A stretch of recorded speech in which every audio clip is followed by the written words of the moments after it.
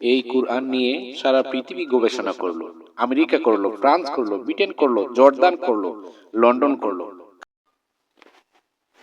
মহিমান্বিত পবিত্র আল কুরআন। আল্লাহ রাব্বুল আলামিন এই পবিত্র কুরআন সর্বপ্রথমে পাহাড়কে দিতে চেয়েছিলেন, সেটা পাহাড় গ্রহণ করেনি, যা কোরআনে বর্ণিত রয়েছে।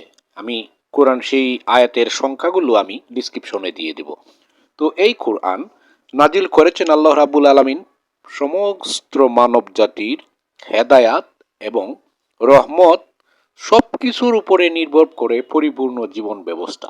আর এই পবিত্র কোরআন নিয়ে সারা পৃথিবী গবেষণা করলো।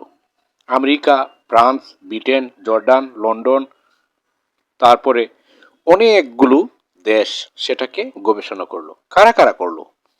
এমব্রেড Harry, Michael Faraday, Einstein, Isaac Newton, doctor Maurice Bucaille, mister Cook, mister জাবিলি, মিস্টার ক্যাম্পবেল, রাজা রামমোহন রায়, ঈশ্বরচন্দ্র বিদ্যাসাগর, তারপরে রবীন্দ্রনাথ ঠাকুর, আশ্চর্য জগদীশ চন্দ্র বসু, ফ্রান্সিস ব্রেক, ফ্রেসিস ড্রেক, ইউলিয়াস কিন্তুর, উইলিয়াম হার্ভে টমাস, জর্জ পার্নার এরা।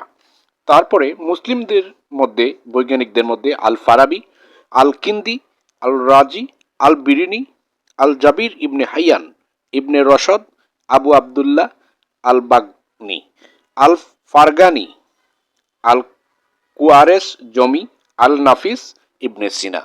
তো এত সব বৈজ্ঞানীরা সেই কোরআনকে তারা রিসার্চ করে দেখলো এই কোরআনের মধ্যে সত্যবাণী, কোরআন অনেক প্রাণবন্তকর রচয়িত, যা ঐশিক বাণী আল্লাহর তরফ থেকে আসা। তারা সেটা রিসার্চ করে দেখলো। আর বর্তমান প্রেক্ষাপটে এই কোরআনকে নিয়ে গবেষণা করলে আর বর্তমানের কিছু সংখ্যা মৌলবী রয়েছে, তারা কোরআনটাকে নিয়ে এমন পরিবেশনা শুরু করলো, কিছু কোরআনের আয়াতকে বর্তমান বাউলপন্থীরা গানে ব্যবহার করে, জিকিরের নামে চলে বন্ডামি, গিয়াসউদ্দিন আত তাহিরি, ওয়াজ করা, খতম পড়া, তাবিজ করা, পানি পড়া, ঘর বন্ধ করা, নিজেদের মধ্যে মারামারি করা, কেউ লম্বা টুপি, কেউ গুল টুপি, বুকে হাত বাঁধা, নাবিতে হাত বাঁধা, ছেঁড়া জামা, ফাড়া জামা, তাবলিগ, ফুরফুরা, সুন্নি, ওয়াহাবি, জামাতি, সোরমুনাই, তৌহিদি, মাইজ ভান্ডারি, সিরাজনগরী, ফুলতলি, আটরশি, জামাতি ইসলাম, আজাদি, জুড়ে আমিন বলা, আস্তে আমিন বলা, 20 রাকাত তারাবি, 8 রাকাত তারাবি, 3 রাকাত বেতের, 1 রাকাত বেতের, কিয়াম করা না করা, মোনাজাত করা না করা, জানাজার পরে দোয়া করা না করা, এ বলে এ কাফের, এ বলে এ কাফের।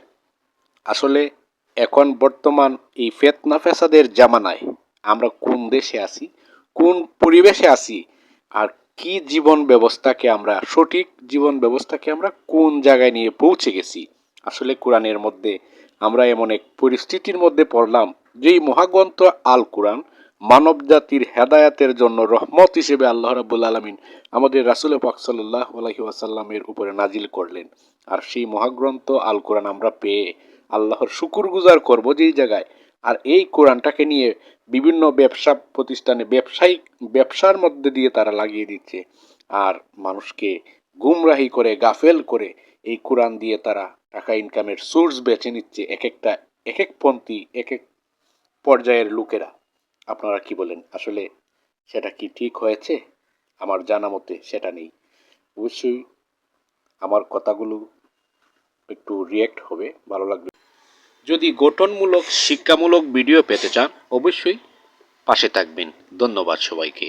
আর ভিডিওটি কেমন হলো অবশ্যই মন্তব্য করবেন কমেন্টের মাধ্যমে।